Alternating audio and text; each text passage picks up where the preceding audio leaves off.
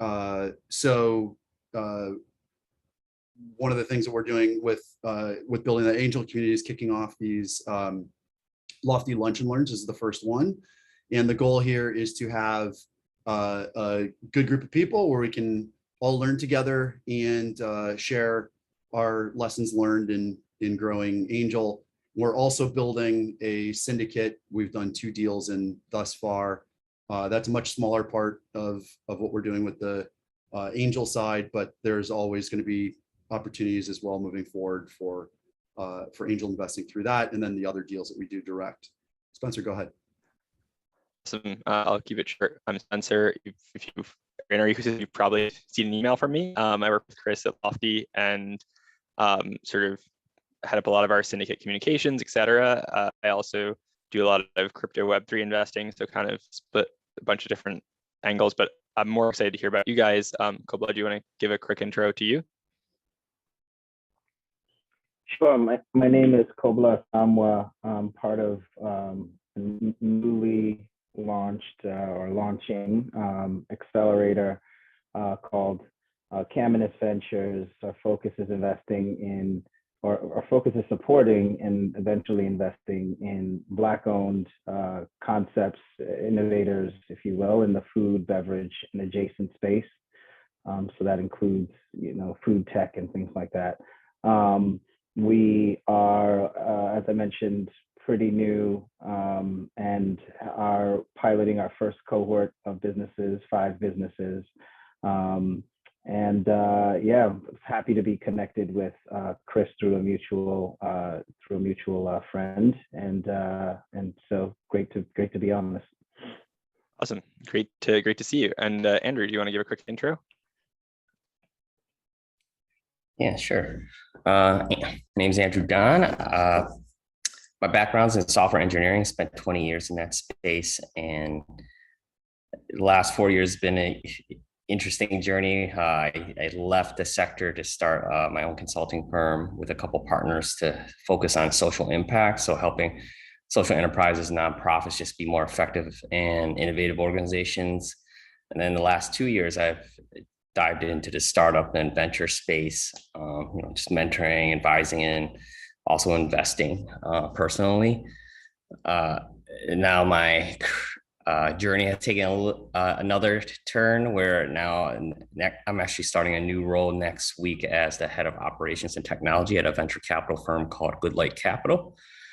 And they invest at the early stage from pre-seed to Series A, focusing on mission-driven startups and underrepresented founders. So looking forward to applying what I learned in the software sector into the startup space, like agile thinking, frameworks like Scrum, technology, data. So really excited to see how I can support portfolio companies in this new role. So so that's a little about me. And I got connected with Chris because I think we're both SVP partners, or SVP Chicago, Social Venture Partner Chicago partners. That's a long name, but yeah, happy to be here. Awesome, and thank you so much for joining us. Ryota, do you want to give a quick intro, specifically also kind of what you're working on now? Sure, yeah, my name is Ryota Sekine. Originally from Japan and Singapore. I currently serve as an independent consultant for Japanese corporations, mainly in Chicago. Okay. Yep, and I just started participating. Oh. Go for it. Yep, I'll finish. And I just started participating in Chris's Lofty Venture Syndicate, so learning how to become a better startup investor. So nice to meet all. Very cool. Sunil, do you want to give a quick intro? Sure. Yep. I'm Sunil Agarwal. I guess my day job is I'm an ops manager at Home Advisor. And prior to that, I worked at Uber, also in ops, and then was a management consultant for about 6 years. I think kind of my role in the ecosystem, I've done some like angel investing probably for the past 2-3 years, primarily through like friends and family. And so I think kind of last year is when I decided to kind of take it more seriously and try to get a little bit more plugged into the Chicago tech ecosphere. So I think I met Chris, I think at one of the networking events in Chicago, and then also like found your all syndicate shortly thereafter. So look forward to this event and getting to know all of you. Awesome. And Britt, do you want to give a quick intro if you're by your? Laurel. Oh, I'm sorry. Me, Oh. Britt? Like, Laurel? Yes. Oh, Sorry. sorry. Just your I'm just name on trying. there, it says I Britt, actually was. Laurel. Sorry. Yeah, I'm actually here just as an observer. I'm sorry. No I'm worries. a little bit If of an you're- investor with Chris. We go a little bit back, a couple of almost 10 years now. So, sorry, I'm on video. I'm not on video. I'm not really in the best place to be on video at the moment. So forgive me. No But worries. I'm super interested just to listen to you guys for as long as I can. And Awesome. actually, Thank you for Laurel joining. works at one of our portfolio companies now. We met well prior to that, but now she's at 86 Repairs, which is really cool. Cool. Yes, which is why I'm not fully, I'm half listening here, guys, because I'm working. Well, we love to see that for our portfolio companies. So awesome, guys. Okay, so here's kind of the format of what we're going to do today. I'm going to send right now in the chat a link to a Google Drive, which has a deck in it.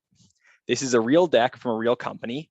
I've changed the name of the company, and if we're doing this with the approval of the founders, I've changed the name of the company. If you know who this company is, don't say it, because that's part of like the thing we're doing. But what we're going to do is, if you guys, and let me know if there's any issues accessing it. I want you guys to take a look at this deck and then look it over, read it beginning to end, and then we're going to have a conversation. I'm going to take notes in the drive. There's also like a little folder with some like things we like, things we don't like, maybe questions we'd have. So we're going to have a little discussion within the group about, what we see in this deck that maybe is a positive indicator, what maybe is a negative indicator, or how we're feeling about it. And so that's going to be the next like 15, 20 minutes. We're going to do that. And then we'll do more things afterwards, and we'll get to that at one point. So if you have that link open, take a look at the deck. I think we should spend maybe 3 to 4 minutes now so everyone can just kind of review, and then we'll do this all as a group and just have a discussion. In the discussion part, Chris and I might take a little bit of a back seat because obviously we kind of know a little bit more here, but yeah, does everyone have access to the deck that we're discussing? Cool. So I'm just gonna, when you're done reading through the deck, just if you can do a little like thumbs up or hand raise or any sort of emoji on Zoom so we know, that'll be good. And then we'll move to the next part of this. But I want you guys to just take a sec to digest it on your own first.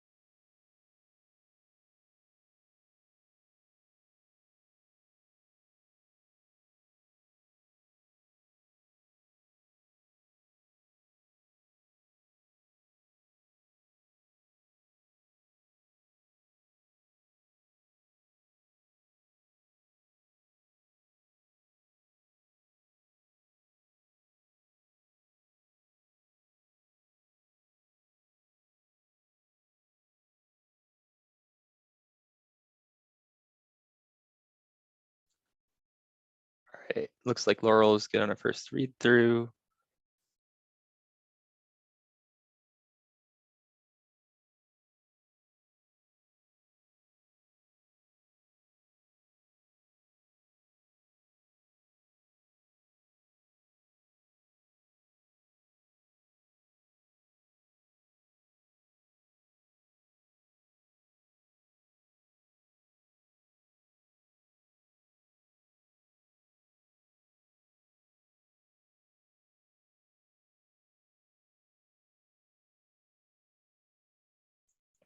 It looks like Sunil is good. We'll probably sort of reconvene in like 1 to 2 minutes if that's okay with everyone.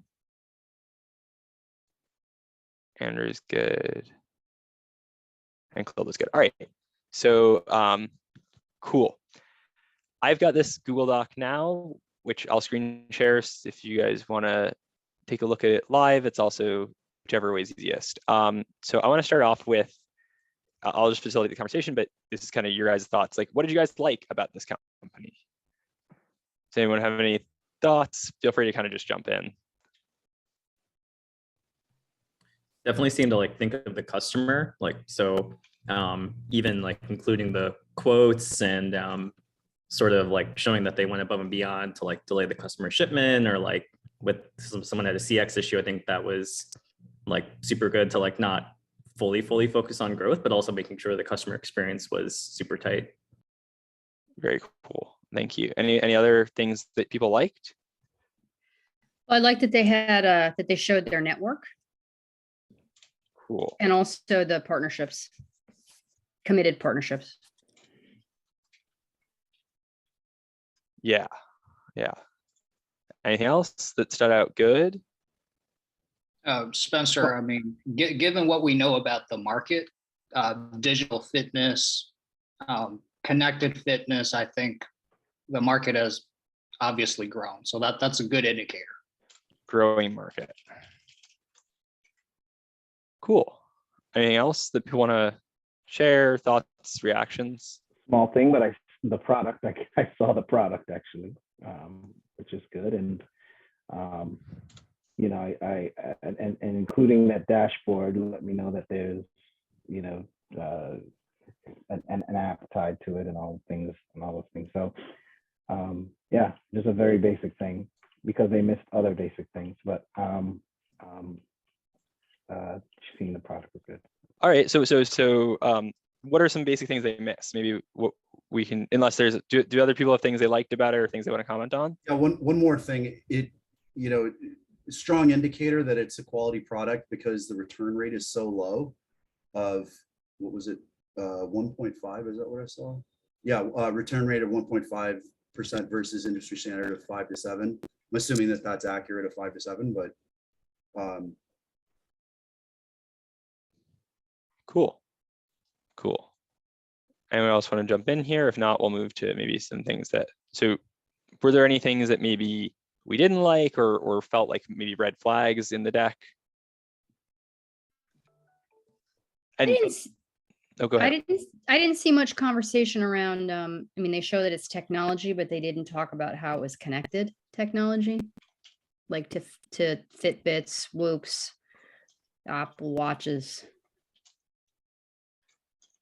Okay, that's good. That's an interesting one to bring up. Anyone else have things that maybe they thought were negatives from the deck?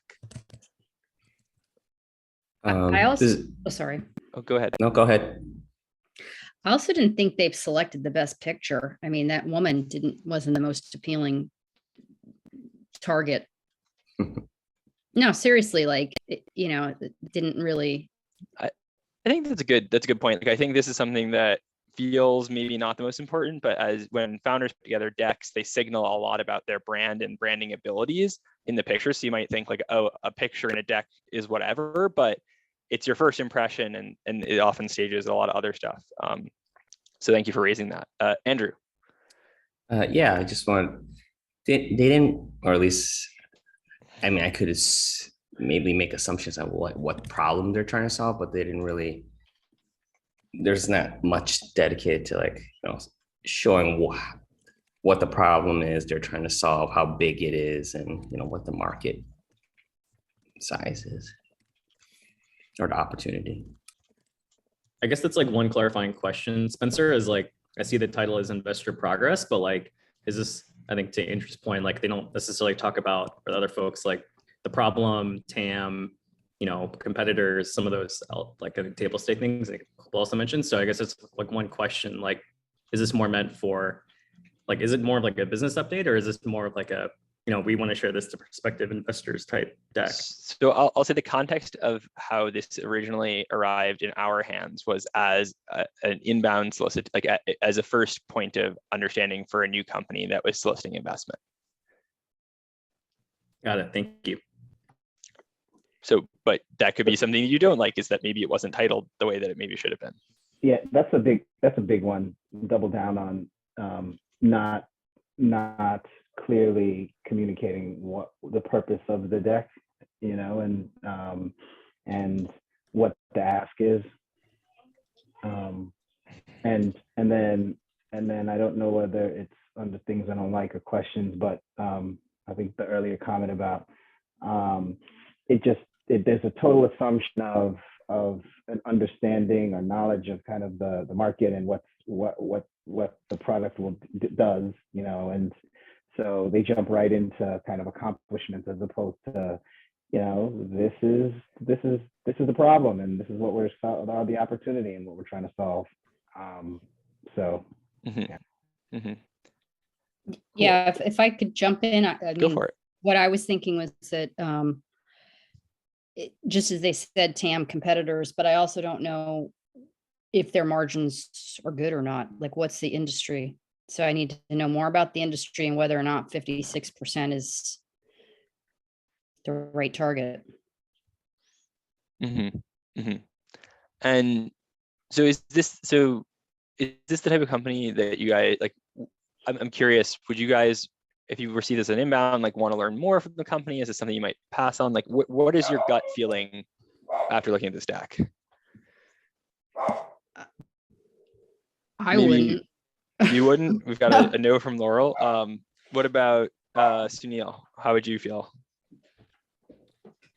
I think at the very best, it'd be like sort of incomplete. Just I think to some other folks, it's a little bit unclear. Like, is this the best in class? Like, what's the kind of market opportunity and how much share do they need to kind of hit like a venture type return? So, yeah, I think probably would say TBD, but probably wouldn't like be chomping at the bit.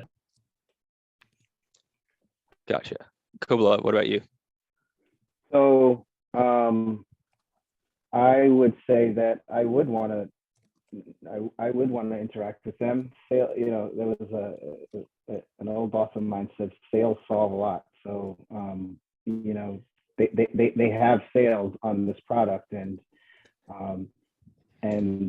trending in a positive direction. So at a minimum, I know that they don't have kind of the communications, branding, marketing. That's going to be a gap, but that's not a reason not to meet them. I would love to know more.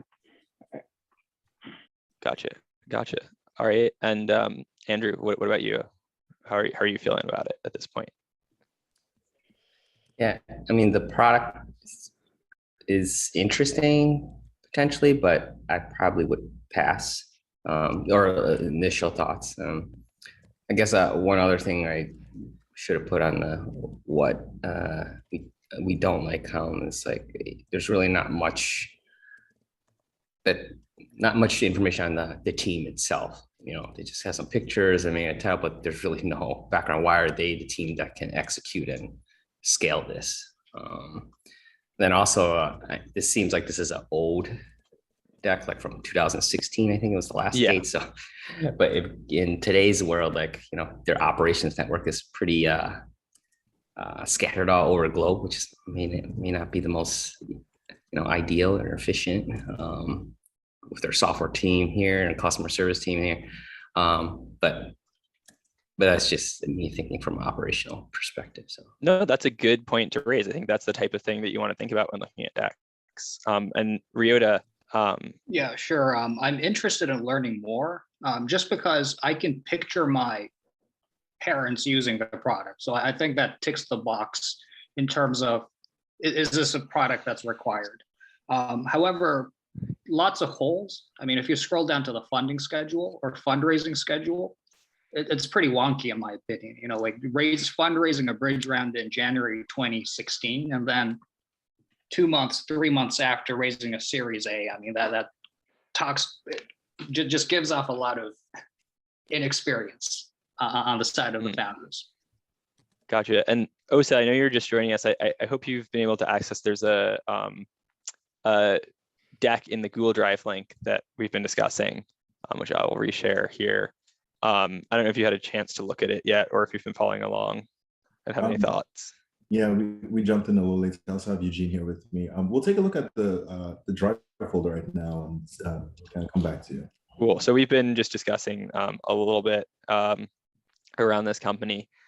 Any other lingering thoughts, feelings? It feels kind of mixed. Some people are, maybe I want to learn more. Some people are like, definitely pass. Anything like, maybe it's not worth our time. Anything, other comments or questions before we maybe move on to the next section of what we're doing?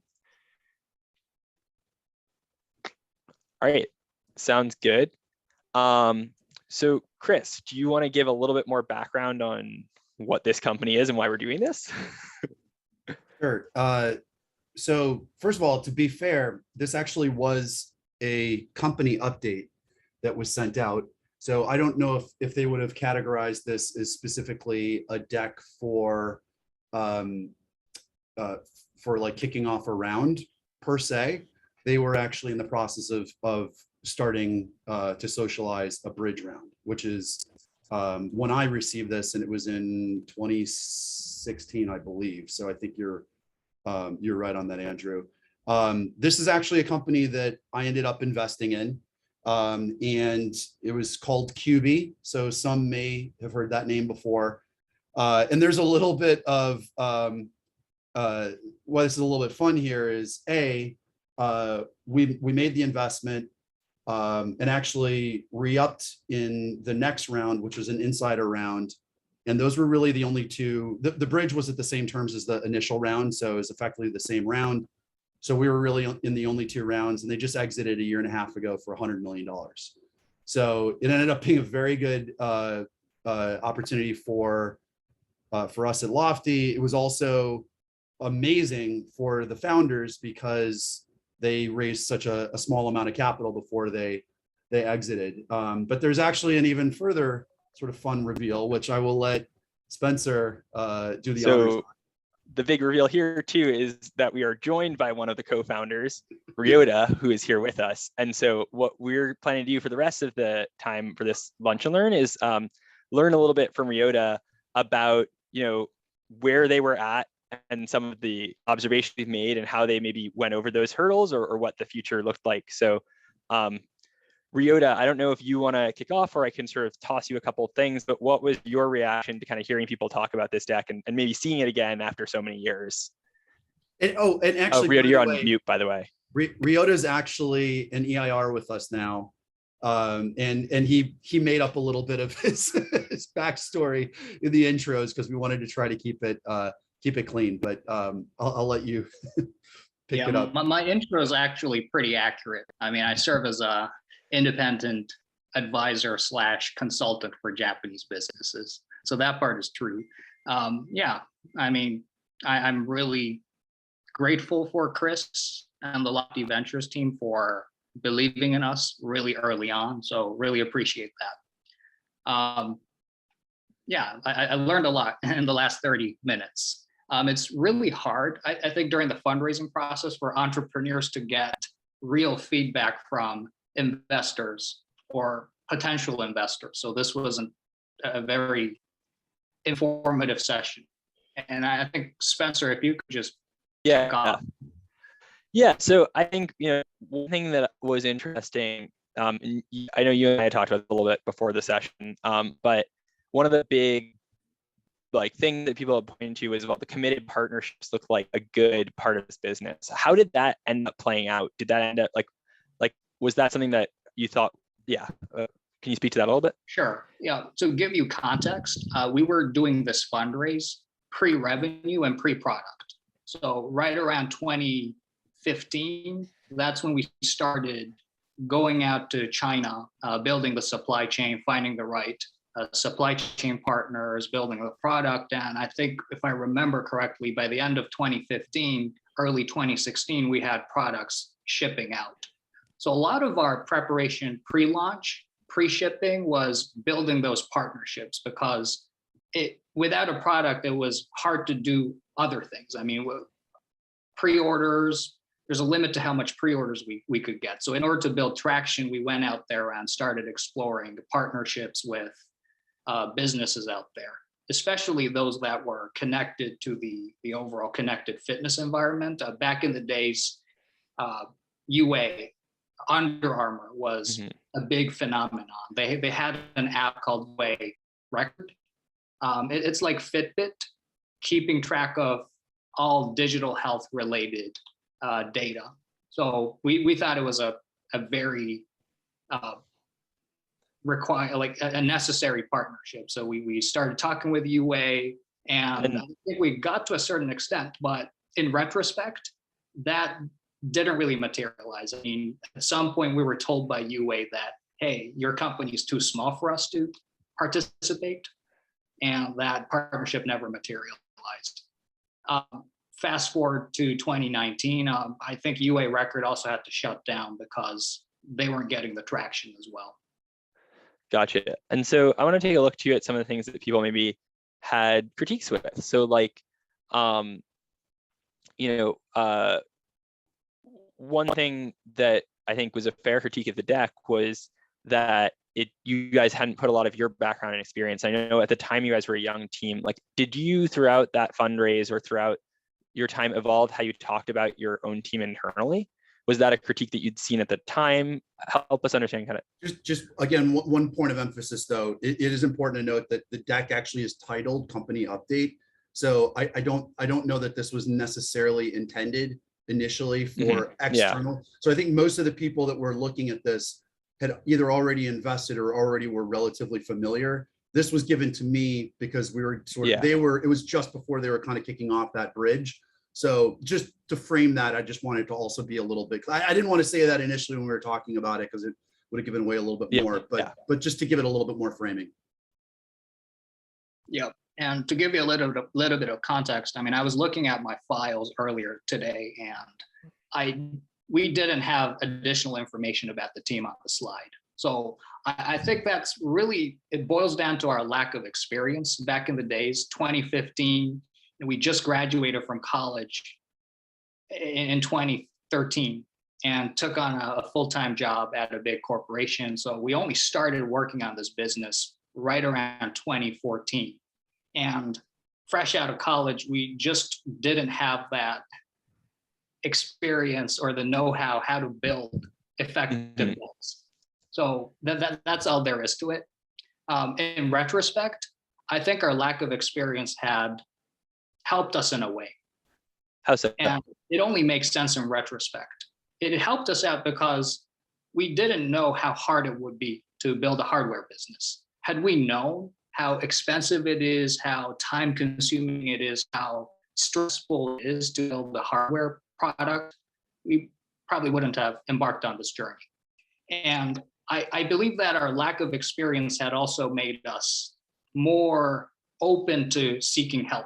So early on in our startup journey, I mean, the first thing we did was recognize that we were newbies and started talking to advisors here in the city of Chicago. So we got on, it's not on the slide, but we had advisors back around this time. Joe Bourne, hardware expert here in Chicago, we were advised by Ellen Rudnick at the Booth School of Business, and she had introduced us to Mark Tebby, who's another instructor at UChicago, and Mark Tebby had introduced us to Mark Ackler, and Mark Ackler had introduced us to Mark Swislow, who then became our, Mark Swislow then became our board observer later on in the lifespan of the company.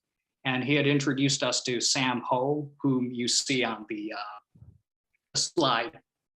And Sam was really instrumental to helping us build that supply chain in China.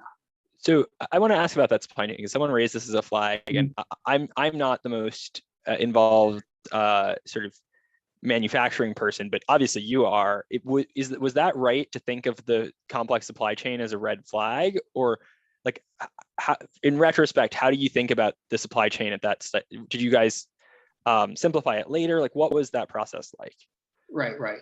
I think back in the days, a decade ago, or 5-7 years ago, it was really hard to find those right partnerships. I mean, nowadays it's really easy. I mean, other people have built supply chain systems for us. So if we wanted ocean freight, we go to Flexport. If we wanted warehousing, we'll go to ShipBob. If we wanted a warehouse management system, we also go to ShipBob or ShipStation. So a lot of, like today, a lot of these supply chain tools are built out. Back in the days, it was really hard. We had to build it on our own, piecing different players together. So I think it was, raised earlier on. A decade from the past, like today, the supply chain landscape had completely changed, especially with COVID. Nowadays, having a more complex supply chain, it's actually not great to have a complex supply chain today, but that change had only happened in the last 2 years with COVID. And so I want to ask a couple more questions around this, but then I also want to open up to other people if they have questions for you or want to discuss this. But one thing that I want to hear a little bit more about. So let's say you're in, this is a snapshot in time, like before you guys launched the product. Like what's the rest of the story? Like how did it unfold? I mean, obviously, I and Chris know, but it might be helpful. Just where did you guys go from here? Raising this round and then ultimately exiting, like help us fill in those gaps to understand what happened and see maybe what the signs of that success were at this time. Yep. And right about when we were raising this round, we were working out of a accelerator program called Healthbox. They're based in the Web area. Back then they were in the Google building. And we were working out of that building, pre-product, pre-revenue. And this round really helped us raise enough money to get our first inventory up and running in China. Right, like 2015, then beginning of 2016, we finally had ammunition inventory to start moving and selling to our customers. It wasn't all, it was really hard after that. After we got our investment from Chris, we had moved into Chris's office at 445 West Erie, down in River North in Chicago. And this is a story we don't really tell often, but we were actually a month and a half close to bankruptcy. That's how we came close to closing our doors, letting go all of our employees. And what had really helped us, this was in the middle of 2016, when we had products out there. What had helped us tremendously was getting on QVC. So summer of 2016, we started airing on QVC. One of our advisors, David Apple and his family, they started the OxyClean cleaning brand, and they did a lot of TV shopping, selling on QVC, TSC, HSC, and we followed their footsteps, got on QVC, and that's when we started to get more visibility to a customer segment that we didn't know existed. So before that, our pitch was, let's get into offices and help office workers like ourselves stay healthy at their desk. But as soon as we got in QVC, we started getting a lot of demand from people who spend a lot of time at home, sitting. I call it the boomers and beyond generation, my parents and my grandparents' generation, as well as physical therapy patients who did not have any other means to work out. And gotcha. Yeah, it was, all it took was getting on QVC to start tapping into that audience. Gotcha. And I think one of the interesting things from our side on this is like that you guys ultimately end up in QVC is super non-obvious from the deck, and it's just one of those things that happen. And I think like Chris talks a lot about this, and we'll maybe wrap with it after we do some Q&A, but just to tease a little bit, like one of the things that we thought was kind of cool about this story was like the story of this investment was a story of an investment into a founding team that Chris really believed in, more so than like a product in a snapshot in time. And I think that this is one of those stories of like the team was really good and really agile and pivoted and was able to get into the right market with the product. And that gave great returns to early investors who believed in the team, even if there were questions about manufacturing or delivery, et cetera. And so that's one thing that I think is kind of just like an interesting takeaway. But I do want to open up. I don't know if other people have questions for Ryota. Ryota's really an awesome member of the community. Do any of you guys have questions or thoughts or things you might want to know more about this story, about anything that's happened?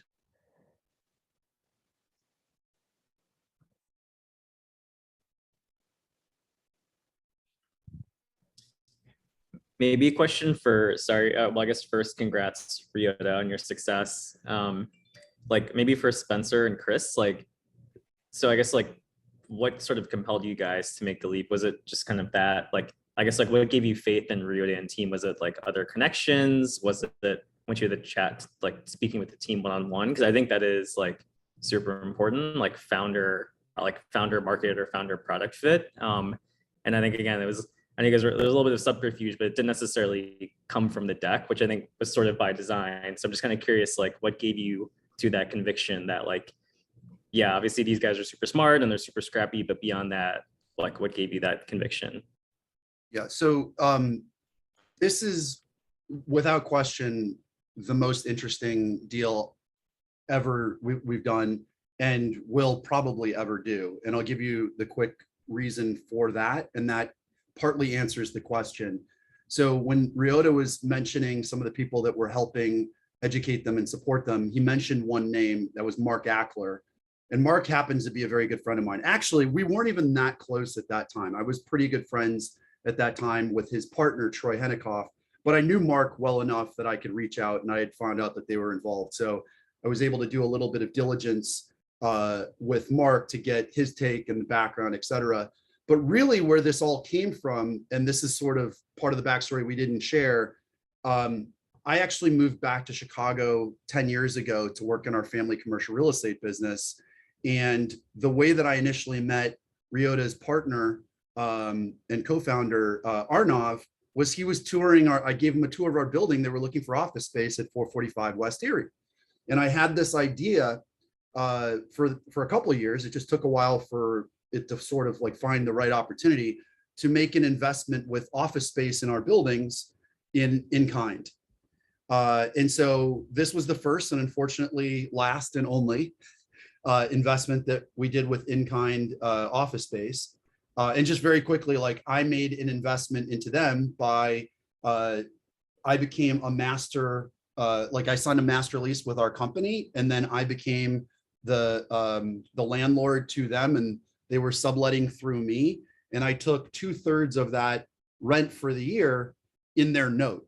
And I closed that that note.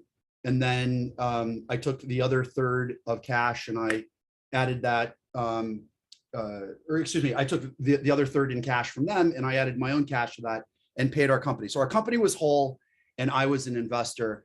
But the thing that was amazing about this was we own our buildings. And so if they went out of business, you know, and I didn't know that until literally just now, Ryota sharing that insight, but had they gone out of business, we would have teared up the lease. It really had very, very low downside for me. So so the downside protection was tremendous. The upside opportunity was massive, both in if they do well, they could grow and rent more space in our building, which was a win for our company. And I have the benefit of now owning equity and I want to help them. And I also happen to work in that building, which is also important for the next round. But so when I spoke with Mark and I told him this backstory, he said, you know, Chris, this actually might be the most hedged investment I've ever even heard of. There's almost no reason not to do it. So when you look at it from that lens, I had this sort of unfair advantage where it was kind of like, why wouldn't I want to do this? But I'll say that's also just part of the story. I had gotten to know Ryota, or excuse me, I hadn't actually met Ryota. I gotten to know Arnav a fair amount through our conversations, and I was doing some diligence, like they sent me this information. And then really from my conversation with Mark, it really sealed the deal. It wasn't just, you know, like this is a sound business deal for you, but they're fantastic. And you know, he gave some other thoughts and some more color, But ultimately, if I want to be intellectually honest with myself, I don't know that I would have done this investment at the time if I didn't have this very unique model that I had engaged in. And that's just, like trying to be honest. And the reason I say that is that I don't think I really internalized in 2016, I think is when I did this initial investment, that you're betting more on team than on product or market or really anything, because so much is going to change in an early stage investment like this, except for the team, right? The co-founders, for the most part, they're usually at least, two of the three are probably going to be there, and all three existed until post-exit. So what it really enabled me, and I'm very thankful about this, not just in the exit, which by the way, we more than deployed everything that we received from this exit into more startups in Chicago in 2020 when they exited, which was amazing and a huge opportunity for us and all the other founders that we were able to back. But it also gave me a positive learning experience early on with getting to know backing founders, right? Like that is really the thesis that has evolved out of this whole thing. And I would say Ryota and Shivani and Arnav are key players in that learning for me. And I did my first angel investment in '98. So I've been doing angel investing for a long time, but really deliberately, it very much started around the time of this investment. And I'll give one other Easter egg in this story because there's many. All three of these founders met at undergrad at University of Chicago. Ryota and then Shivani and Arnav. Shivani and Arnav actually ended up getting married in the middle of this whole journey. So another sort of amazing, outshoot of this journey, which has been incredible. But anyway, hopefully that answered the question. I probably went on a little bit longer than I should. One thing, Chris, that I might just jump in, because you and I have said this in the discussions like around this before, is like what's interesting, I think, about Chris's story here was like at the time he did this investment because it was like this hedge kind of interesting deal. And he was like, I don't know if I would have done it as a straight equity investment. But now I think looking back, based on where you are in terms of maturity as an angel investor, like you would today do this in angel investment because of the strength of the team. And I think like that's kind of one of the points that I was hoping we could share with everyone on this call was like, that's a learning that I think Chris has had over time is like team is the most important thing. And I think that learning, hopefully you guys can take that away as well without having to go through the 4 to 8 years of watching this happen. But that was an excellent question. And actually one more point on top of that, because that's a really good point, is I actually don't want to look at a deck before I talk to the founders. That's maybe a little bit counterintuitive. There's a lot of investors that ask for a deck before. I actually encourage our founders to not send a deck when I'm forwarding on their information to investors. I want them to give enough of a teaser in an email and a couple paragraphs that incites interest in the investor, because the jewel is the founders. It's not the deck. And if you just looked at this deck, how many people would have passed? But if you would have had a conversation with the founders, you might have missed a great opportunity by just looking at a deck that unfortunately, it wasn't even really an investor prepared, sort of presentation. It was really meant to be more of an update, just to be fair. But this is a big lesson learned for me, and why I frankly don't want to look at decks before. I just want enough, and maybe a one pager or a couple paragraphs. So I go, this is materially sounds like a fit. If somebody's making an introduction, there's a reason they're making that introduction for me. I want to talk to those founders, and then I can disqualify from there if I feel that it's not a fit. But I just wanted to follow up because you made a really good point, Spencer, and I think that's one of the most important things. That's how I look at investing at this pre-seed first check to probably seed stage. It changes a little bit later, but. Awesome. Any other questions, or Andrew or Kobla or Osa, any other like points to raise for discussion? Hey guys, this is Eugene from Chicago Investment Club, speaking off of Osa's computer here. I'm just eating lunch with him. Really appreciate just being included and wrapped into here. I have a follow-on question for Chris, and we got into angel investing, Osa and I, a little over a year ago. And we're starting to learn those lessons of it's all about the founders.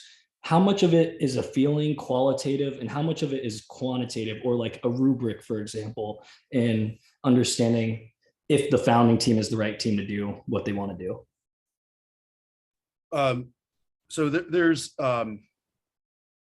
they say there's art and science in investing. I think the earlier in the life cycle of the company, it tilts a lot more on the art, and it goes more to science as you go later, because you've got more metrics that you can judge against. And so this is not something that you can easily teach. You really need to experience it. You need to spend a lot of time just not even talking with founders, but just talking with people, getting a feel for people. One of the most important books I'll tell people to read, that are, whether you're an angel investor, a founder, just in life, forget about in tech, is Good to Great by Adam, or not Good to Great, I'm sorry, that's completely different book. Give and Take. I conflate those sometimes.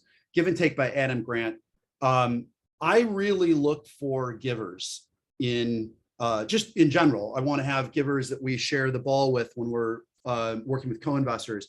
But I look for givers in founders, because one of the big questions that you should be able to ask yourself is, would I want to work with and for this team? Could they recruit me? And if the answer to that is no, there should be an automatic disqualifier, because how are they going to recruit anybody, right? Assuming that you'd want to work with other people. I mean, there's other questions you have to get past there, but that's really important. Most of what I'm judging on at the earliest stage is the founders. And that's a very hard thing to create a rubric on, but there are some basic things that you can look for. You can look for just like, how smart are these people, right? Like, how able are they to think on their feet? How are they at just having conversations and describing the problem that they're trying to solve? Somebody mentioned problem founder fit. That is incredibly important. How passionate are they about the problem, not the solution? There's a very big difference between the solution and the problem. The solution is going to change and be dictated by the market and your customers. So don't fall in love with the solution. Hate the problem. And the more that the founders hate the problem, that's going to help them when they're at a month and a half of runway left, and they're flying around with their hair on fire. How do they get through those tough spots? So obviously, like, just being scrappy and having a lot of grit is really important too. And frankly, like, a lot of those characteristics I find in Chicago founders, and that's also why the Lofty Ventures thesis has really become back Chicago founders as early as possible in their careers, help give them some of this knowledge that Ryota said they're missing at those earliest stages, with the help of people like Ryota and Spencer and myself, the other investors that we bring in, and there's 124 founders in the family. So we try to wrap our portfolio founders, what we call the Lofty family, with all this knowledge and experience and people that can help guide them on that path. Please. Yeah, sorry, I just jump in too. I think this is like an interesting part of this story specifically, is a good proof case of, like, I think one of the biggest things to look for in early stage founders is coachability, because, like, as Ryota said, like, they were just out of college, they didn't know what they're doing, like, that's fine. If and only if they're going to accept, like, feedback and help. And the story of the many marks that Ryota worked with, and all these different advisors, and then, like, when Chris got sold by one of the advisors, and it's not just because Chris trusts that person, it's because I think Chris believed then, okay, Ryota and this team are able to work with this advisor and make this advisor want to work for them. And then what happens? Like, what's the big pivot point in this company? One of their advisors comes and puts them on QVC, right? And so, like, how does that happen? That happens for two reasons. One, because when the advisor came and said, hey, I think you guys should go on QVC, they were ready to work with that advisor and be like, okay, let's do that, right? And then two, they had a previous relationship with their team and with those advisors, where the advisor felt comfortable bringing them forward to probably a high value connection of theirs, which is QVC. And so, like, I think time and time again, we've seen that founders who are founders don't need to know everything, and they usually don't. And there's just too many things to know in foundering to know everything, right? And so, like, the more, like, a personality trait that is really incredibly valuable in a founder is, in a founding team, is their ability to seek out, take, and work with, like, help from others around them, especially investors, especially advisors. And like, do great companies need great advisors off the bat? No, but they need to be able to work with and take feedback and be able to be agile, which I think is the story of QB. And just I one have a follow-up to that. Just one follow-up. Yeah, go ahead, Ryota. Please go. Oh. Like it's good to be coachable, but you can't be malleable to the point where they don't have an opinion and they'll just do whatever anybody else tells them, because then that can be dangerous as well. So you have to have the confidence that they're coachable, but then can take that information, synthesize it from many different advisors, and make the right decisions, which they did. Yep. So I have a follow-up question. I recently started a little bit of angel investing. I'm still learning best practices, trying to become more like Chris and Spencer and the rest of the team here. What kind of questions do you ask to, one, know if the founders are coachable? Or what do we do? Do we talk to their advisors? Do we get references? Like, what's the process like that we can all use here? Shoot, Spencer. I would say one thing that like I've been trying to do very intentionally, and I think this is like, again, this is like an art more than a science, but one thing that I really like to do is, if I'm able to give some sort of specific feedback or something to look into for a team when I first meet with them, and then you can tell if a company is like really engaged, if they then follow up when you're scheduling the next meeting, and they'll say something about, oh, you mentioned like XYZ like way to get a bid on a government contract, and I've looked into it in this, right? Like that's a really positive, not that everyone has to do that, because I get it, like founders are really busy, but like that's one type of thing of like, you want to leave them breadcrumbs so that they can demonstrate to you as much as possible. And then it's also like talking with the people that they've worked with, right? Like I think, and this is also as a startup founder, why it's really important to have the right people around you, because like the startup scene, especially in Chicago, is very small. Like everyone talks to each other behind the scenes. And so, people like social proof is good. I wouldn't 100% rely on social proof. And if somebody's on an advisor slide, like I'm going to outreach them and ask them their opinion on the company. Like the number of people who don't know that they're on the advisor slides for companies, like that's a terrible negative signal, right? But like, if you're going to put someone on the advisor side, have it be someone who you have worked with, you build a relationship with, and like that person can then, there are certain people who Chris and I know really well and have worked with, and Chris mentioned Mark Ackler is like one of these people who, like, if Mark is really talking positively about something, like we know from past experience, that's probably like a positive indicator. Chris, I don't know if you have anything to add. I know we're coming up on the hour, so thank you guys for like joining us. Chris, do you want to wrap with anything? Yeah, Andrew, I see you have to leave, and some other people have to as well. No problem. Drop it as you want. I'll give a tactical tool that you can use that Spencer mentioned in terms of like, I want to have as much as I can knowledge on who the people are that I'm backing over and above just my interactions with them, because you can only spend so much time, and especially when you're writing angel checks, which are probably sub 100,000 or way sub 100,000. Maybe 50, 25, or 10, or even lower, you can't take a lot of time of the founders. It's just not fair. And you, like, the number one rule of angel investing is do no harm. And one of the things you could do that would be harmful is just taking a lot of their time, and then, even worse, taking a lot of their time and not even passing or investing, just like letting it sort of hang. That's horrible. So one of the ways that you can hack around that is, if I haven't met this person before, or it didn't come through an introduction, or I don't know people that like have already talked about them, so I have some frame of reference, I will go and see if we're a second degree connection on LinkedIn. I'll look at our mutual connections, and I'll ask them, I'll say, look at our mutual connections. Who are the top 3 or 4 of those mutual connections that you know well? And they'll tell me, and then I can go and cross-reference that with, who do I know really well of those 3 or 4? And then I'll reach out to 1 or 2 of them. And I'll just get, character reference, and, what do you think about their ability to execute, and so on and so forth. I think it's wildly valuable. I don't know if other people do that, but I do it all the time when I don't already have some specific connection point. So I think that's a very helpful tactical tool.